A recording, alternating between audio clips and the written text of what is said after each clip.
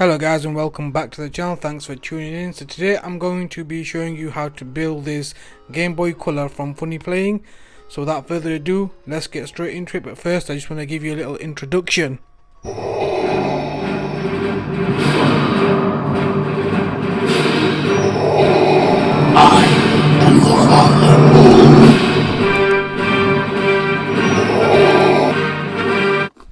Okay, so let's get straight into it then. So there's a couple of things inside this box. The first thing being the PCB and all the components that come with the PCB, and also the shell. Now I was mostly excited for this shell. I really do like this shell, and I've already opened it, as you can see, and I had a look inside because, you know, I was really excited and I really wanted to do this like a Darth Vader type theme. I also went with the red buttons, but I'll get into that in a second. Also, I just want to let you guys know that it does come with a couple of different types of screws. So it comes with your normal Phillips screws, and it also comes with a tri-wing, unfortunately. So make sure you've got those tools at the ready. Okay, so that was the shell and the screws. Let's pop that to one side and let's have a look at the actual buttons that I bought. So the buttons that I got are the red buttons, and I do really like red, and I went with the black silicone membranes to go with the black shell. Well, the smoky black, I think it's called a smoky grey shell, I can't remember. I really do like the way they've actually made all these items fit in this small box. So inside you do get this little manual. It's important to look at this manual, guys, because it does tell you how to do the firmware update as well, which I'll be showing you how to do anyway further on in the video once I've done the build. So yeah, a nice little manual. Always nice to have a manual, and it is really good to go back to, and I'm definitely going to actually be looking at this at some point in the video.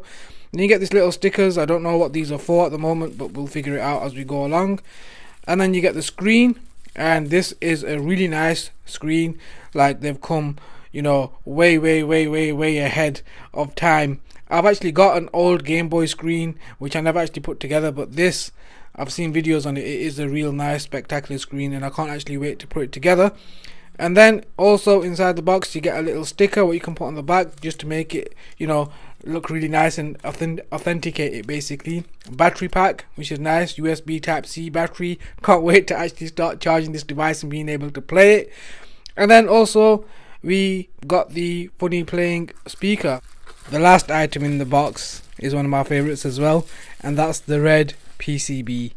I couldn't actually wait to get this in my hands, and it actually looks really nice. At the bottom we have the USB type C and also a headphone jack, volume rockers on the side and all that good stuff, and it also says FunnyPlaying on there. And then we've got the FPGA chipset, which you can actually do stuff to, but it's not like you think, you know, it's not like the Analog Pocket or anything like that.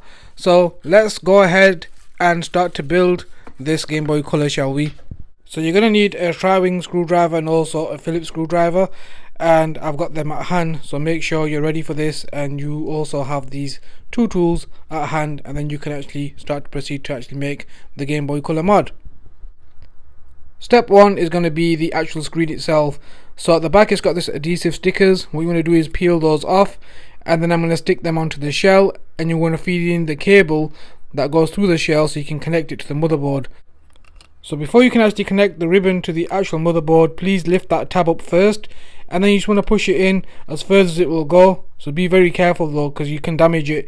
And once it's in, you'll feel a little snap or a little click, and then you just want to push that grey tab down and you're good to go.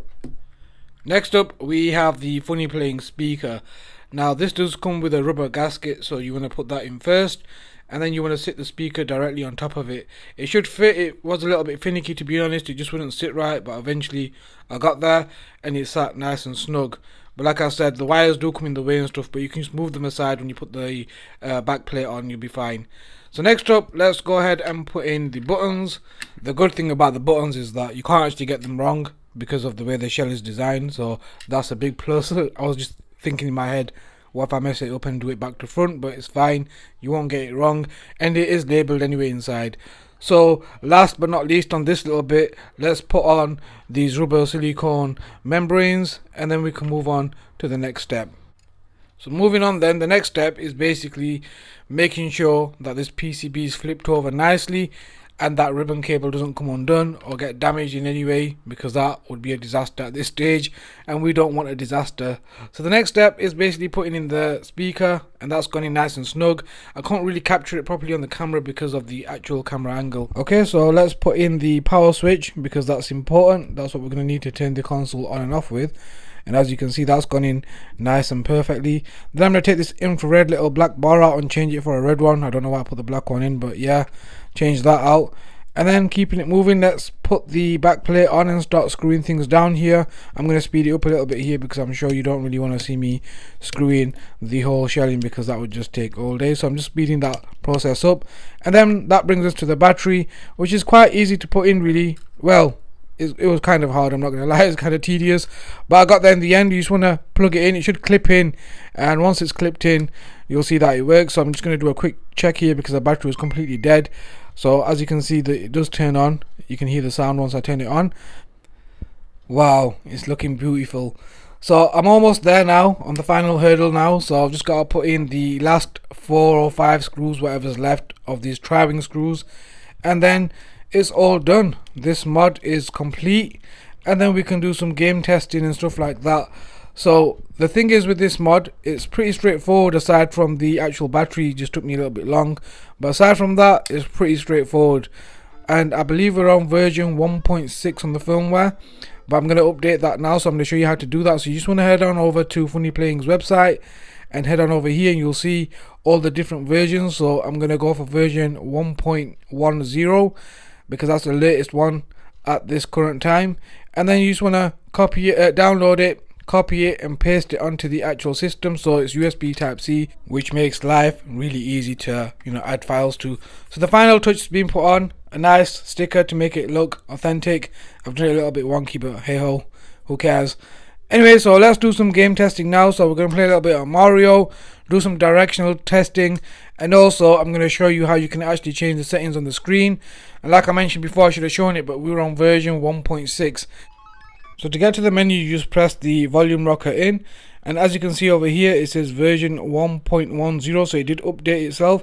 And then you've got quite a few options here, and we'll go through them now. So here you'll find quite a few different things that you can do with the actual screen. You can make the screen brighter or dimmer. You can change the actual screen orientation.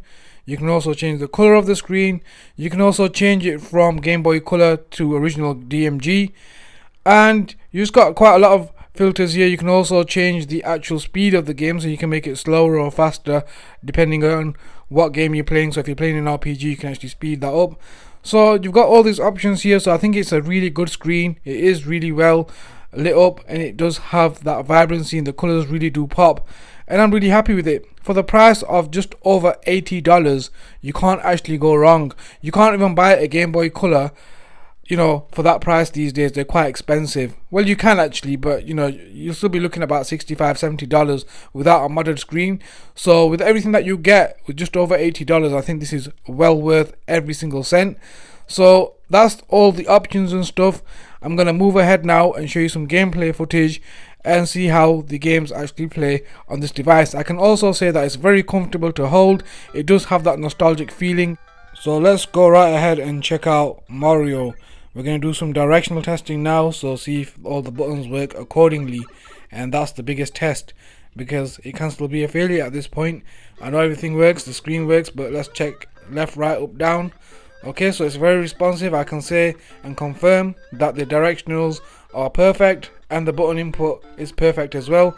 I'm not getting no latency or anything like that, so everything seems to be working perfectly.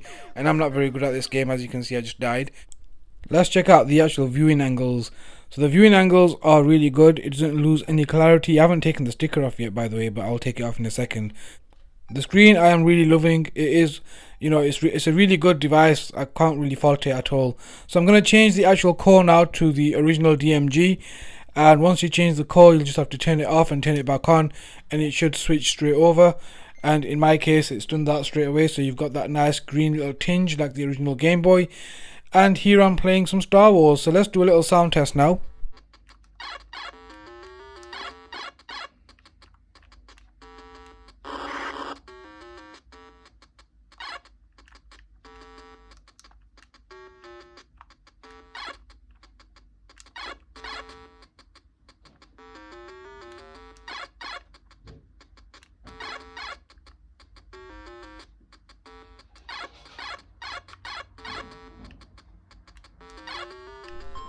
Okay, so the sound in my humble opinion is perfect as well, so it's got a really good sound. Keeping it moving, then I'm gonna play a little bit of Tetris, and then I'm just gonna give you my last words on the actual device itself. So for $80 odd, you can't actually go wrong. You know, it's perfect for anyone who actually loves the DMG or the Game Boy Color. And even if you don't and you missed out, you know, now's the chance to grab one of these kits. $80 odd through the door, and you've got everything. You know, the PCB, the screen, the buttons, and you can make it to the way you want to make it. I've seen so many different videos and not one of them made it the way I made it. So everyone's Game Boy Color is going to be different and unique to themselves, because obviously everyone's got their own taste and their own way of making things.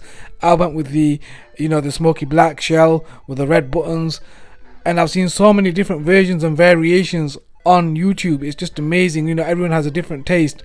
So for that reason, I totally recommend this device to everybody. You know, anyone who hasn't ever played on a Game Boy Color, grab a few games from eBay. They are quite expensive, but you know, be careful not to buy any fakes, and definitely have a go, and you'll love it. I mean, I'm totally enjoying it. I can't wait to actually take this with me on my journeys and stuff, and you know, need to buy some Pokemon games and check those out. And just a quick comparison with my Analog Pocket. I mean, the Analog Pocket is a beast in itself, but comparing it to this Game Boy Color mod, I really do love it. And it's something, there's just something about it. It's just that nostalgia, being able to hold it and takes you back to those childhood memories. It's just amazing for that reason. And you know, I love nostalgia and I love, you know, reminiscing and stuff. So for that reason, this Game Boy Color mod was awesome for me. I really thoroughly enjoyed making it and building it and making it to my own specification and getting all the colors and stuff the way I wanted it. So that was it, guys. That's kind of a wrap. Please do like, share and subscribe. Leave some comments in the comment section down below. Let me know if you guys are going to buy it. Stay safe, guys, and peace.